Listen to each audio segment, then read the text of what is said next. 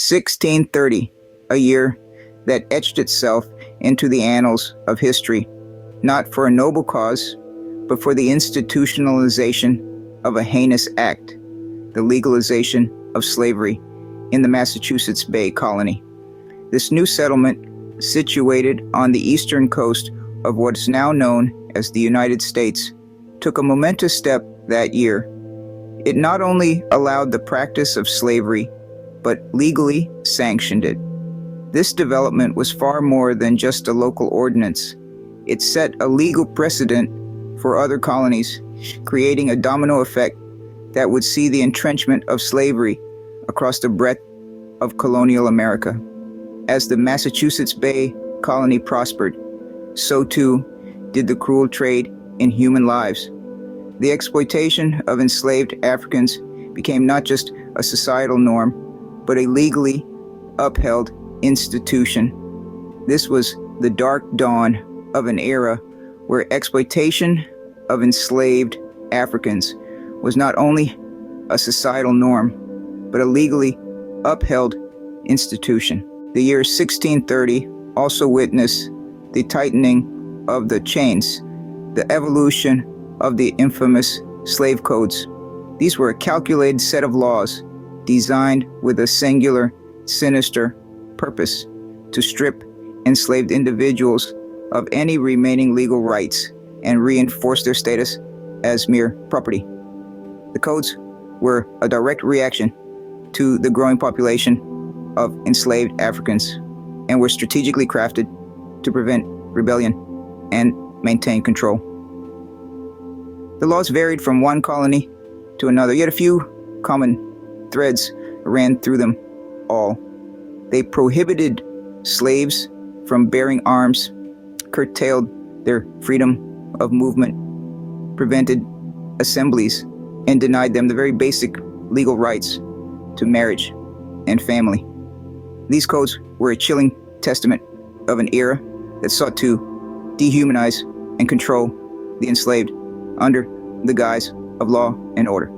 They were the cold iron shackles that bound the institution of slavery into the legal, social, and economic fabric of the Americas. To truly grasp the monstrosity of slavery in 1630, we turn to the cold facts and figures etched in several primary sources. Ship manifests and trading logs of the time reveal the chilling scale of the Atlantic slave trade. They detail the number of enslaved Africans transported, their aegis and health status, shedding light on the inhuman conditions they endured. Turning to plantation records, we uncover the economic underpinnings of this cruel system.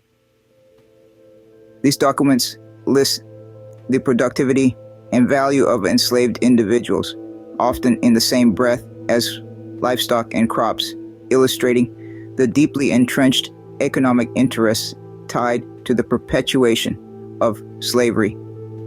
Personal journals of slave owners and abolitionists offer a contrasting narrative. While the former provide unsettling insights into the mindset that justified and perpetuated slavery's brutality, the latter illuminate the voices of resistance that dared to challenge this inhumane institution. These raw, unfiltered glimpses into the past expose the grim reality of a system that treated human beings as mere commodities. Yet, amidst the oppression, the year 1630 was also marked by resilience and quiet resistance among enslaved communities. The whispers of revolt and subtle acts of defiance were a testament to the indomitable human spirit. Enslaved people clung steadfastly to their cultural traditions, a beacon of hope and identity in a sea of despair. Secret education gatherings flourished as knowledge was seen as a pathway to freedom. These acts of resistance, though quiet, began to chip away at the mighty edifice of slavery, laying the groundwork for more significant movements to come. But let's not forget the lasting impact of the events of 1630. The echoes of legalized slavery and the dehumanization of an entire race have reverberated through history, shaping the trajectory of racial injustice and economic exploitation in modern societies. The stain of slavery has left deep imprints on our collective consciousness, influencing our conversations on race, equality, and justice even today.